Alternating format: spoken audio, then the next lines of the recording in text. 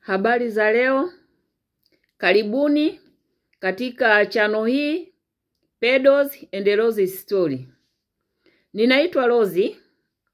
Ninashukuru na ninamshukuru Mwenyezi Mungu kwa kunilinda na kunifikisha hadi muda huu niweze kuzungumza na wapendwa wangu mawili matatu. Ninajua kabisa nitakayoyazungumza hapa kuna mmoja ambaye atamsaidia, kama sio wewe basi jirani, rafiki, ndugu au mtu yeyote anayekuzunguka ataweza kufaidika. Leo au muda huu ninataka nizungumzie kitu kinaitwa uwazi, disclosure. Sasa uwazi ni nini? Jinsi inavyoelewa mimi, kwa sababu ninajielezea mimi, sizungumzii mtu mwingine, lakini mtu mwingine atajifunza kutoka kwenye historia yangu ya kuishi na VVU.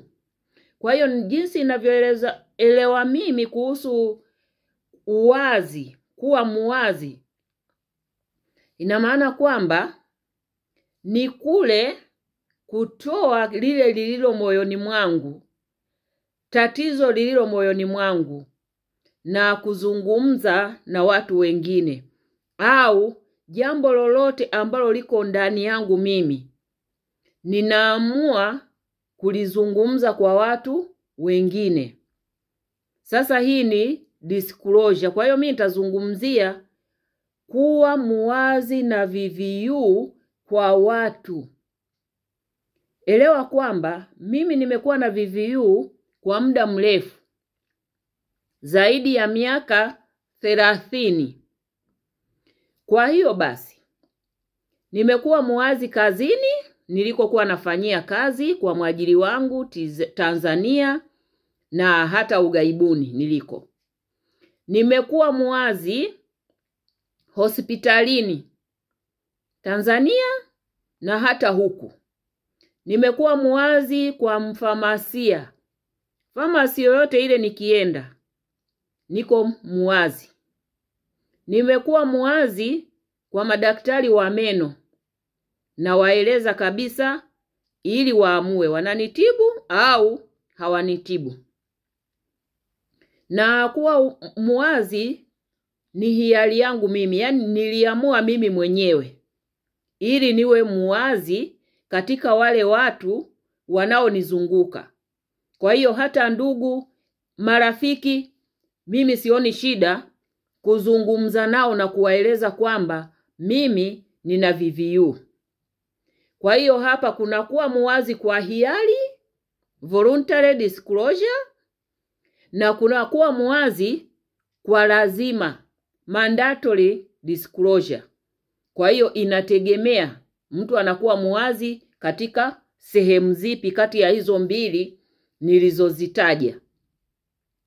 Sasa, faida ambayo mimi nimeipata baada ya kuwa muwazi. Kwanza, mwajiri wangu aliweza kunisaidia.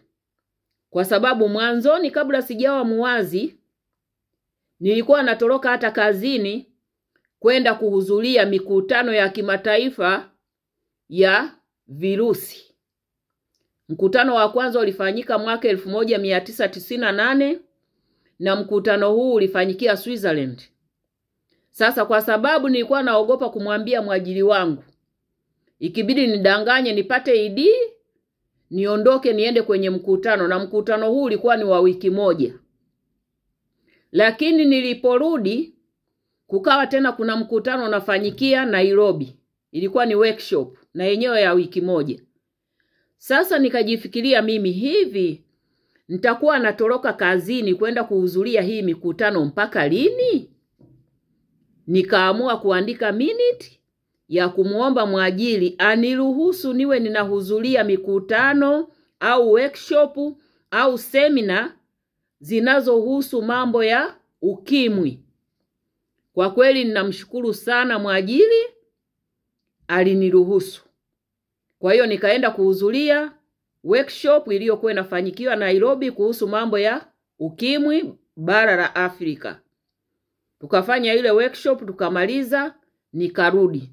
Kwa hiyo ni faida ya kuwa muwazi.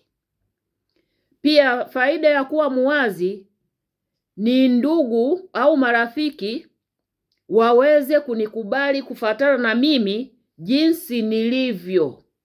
Kama wananipokea basi nijue ni akina nani wananipokea. Na wale wasionipokea basi pia niweze kujua kwamba hawa hawataki kunipokea. Na kama hawataki kunipokea kufuatana na jinsi nilivyo, lazima wana sababu, basi niwaulize ile sababu yao ni ipi. Kama ni ya unyanyapaa, basi ni jukumu langu mimi niwaeleweshe. Naona. Kuwa muwazi inasaidia pia katika mahusiano. Kwamba mahusiano nayo kuwa nayo, basi yule mtu unamueleza. Kwa hiyo anaamua yeye aingie kwenye mahusiano na mimi au aache. Naona.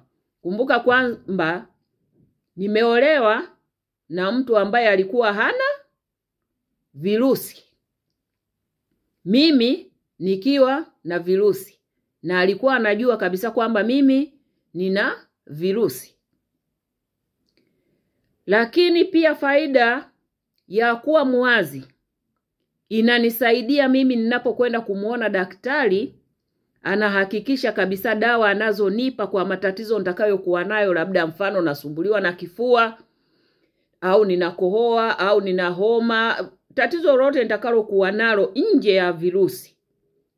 Basi anahakikisha kwamba zile dawa atakazonipa haziingiliani na hizi dawa za virusi. Faida nyingine niliyoipata mimi kuwa muwazi, nilikuwa na tatizo la fibroids.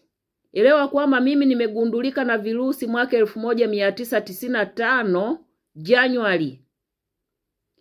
La hapo katikati nikapata fibroids. Kwa hiyo nikawa na bleed sana. Siku zangu za hedhi zinapitiliza.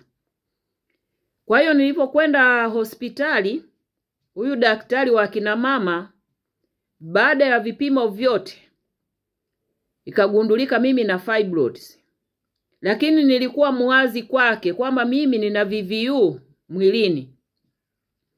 Akaniambia kutokana na wewe kuwa na VVU, hatuwezi kukufanyia upasuaji kuzitoa hizo fibroids kwa sababu kidonda kinaweza kisipone.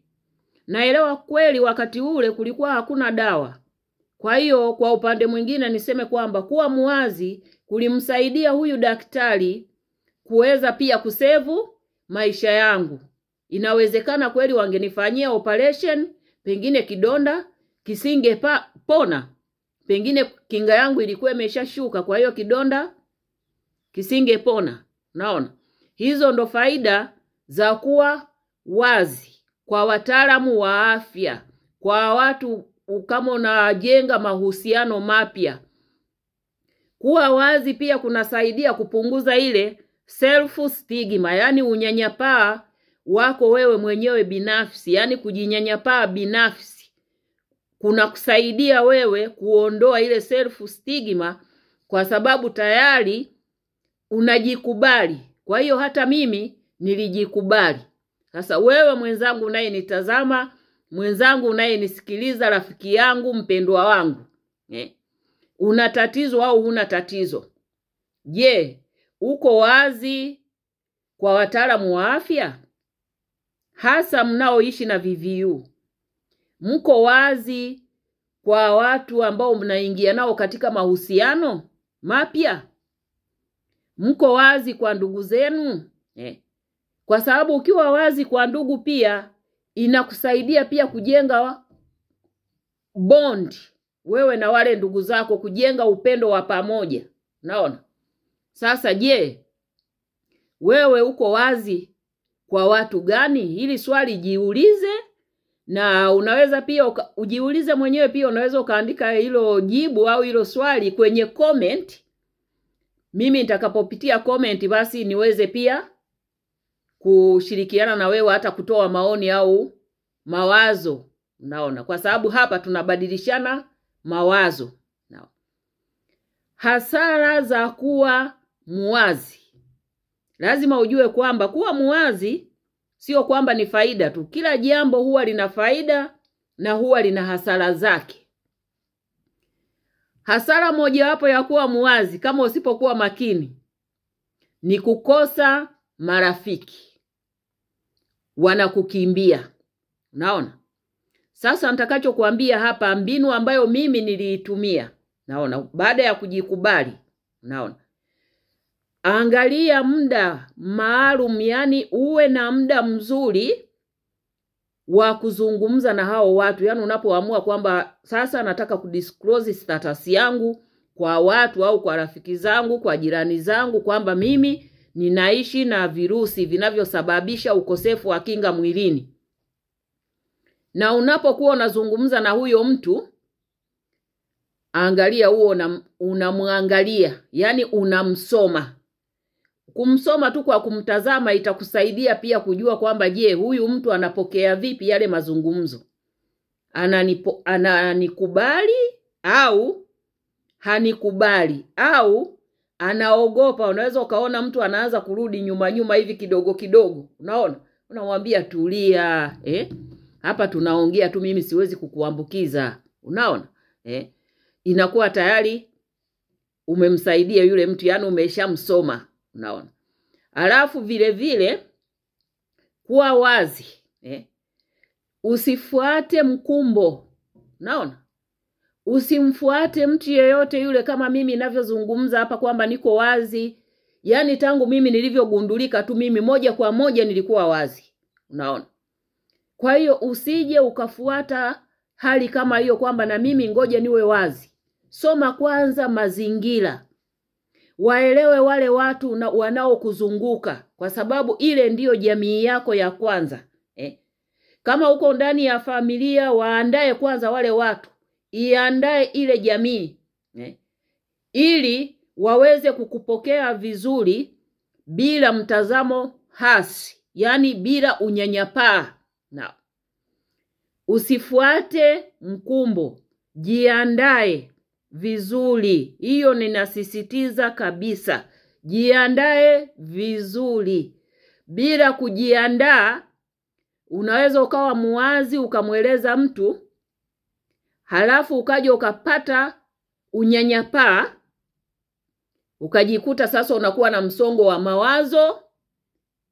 Matokeo yake unaweza hata mtu kwa kweli ukajiua. Lakini nirudi pia kwenye faida za kuwa wazi. Samahani, nirudi nyuma kwamba unapokuwa wazi, unapata unafuu moyoni. Yani unakuwa kama vile ulikuwa umebeba mzigo kichwani, sasa ule mzigo unautua. Unapata unafuu. Kuliko ukikaa na kitu ndani, kinakusonga, kinakuumiza, kinakuwa msongo wa mawazo. Yani unajiona we ni mkosaji, unajenga uoga, unajiona yani mwenye aibu. Kwa nini? Na kujiuliza maswali yasiyokuwa na majibu. Kwa nini mimi? Kwa nini mimi? Mpaka wakati mwingine kwani Mungu nimekosea nini? Unaona?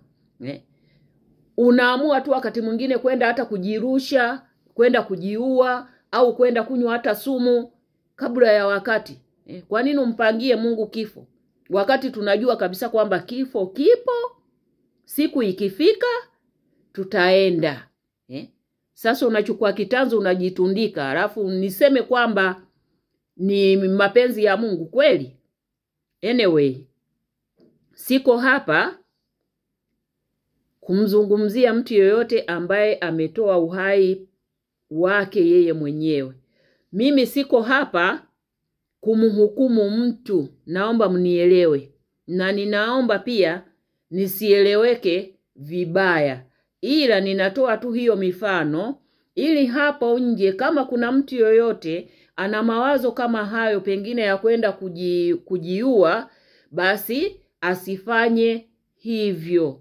Naona hapa mimi natoa tu mifano ya watu wengine kwa sababu watu tunatofautiana mawazo, tunatofautiana jinsi tunavyolipokea jambo. Mtu mwingine akitoka hospitali na amepewa majibu kama hayo na hajapata ushauri na sawa wa kutosha wa kumjenga yeye akubali na apokee hayo majibu kwamba ana VVU, basi anaweza akachukua maamuzi mengine tofauti kabisa na jinsi mimi na ambavyo nilipokea majibu yangu, kwa sababu watu tunatofautiana. Kwa hiyo mimi niko hapa kuelimisha, kubadilishana mawazo kwa kupitia historia yangu mimi kama mfano hai kwa wengine, ili wasikate tamaa. Wasikate tamaa kabisa.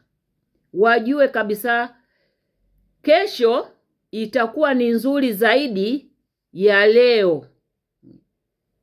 Wasiumie. Waishi kwa matumaini. Sote tuishi kwa matumaini ya kumtegemea Mwenyezi Mungu. Waondoe uoga, waondoe aibu, waondoe mawazo. Yani wasijinyanyapae, yani wapuuzie, na hata kama mtu anawanyanyapaa wapuuzie tu. Mimi mpaka leo hii ninanyanyapaliwa. Sio kwamba sinyanyapaliwi, nanyanyapaliwa. Lakini napuuzia tu. Napuuzia, nasema haya maisha sisi sote ni wapitaji tu. Kwa hiyo ndugu zangu, wapendwa wangu, hiki ndicho kipindi cha leo kuhusu uwazi au disclosure.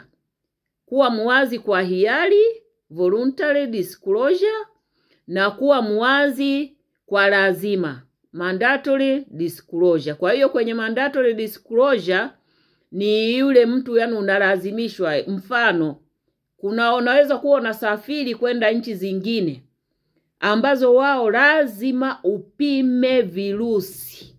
Bila kupima huingii katika hiyo nchi. Kwa hiyo unakwenda kupima bila wewe kutaka, yani imekulazimu, lazima upime. Naona.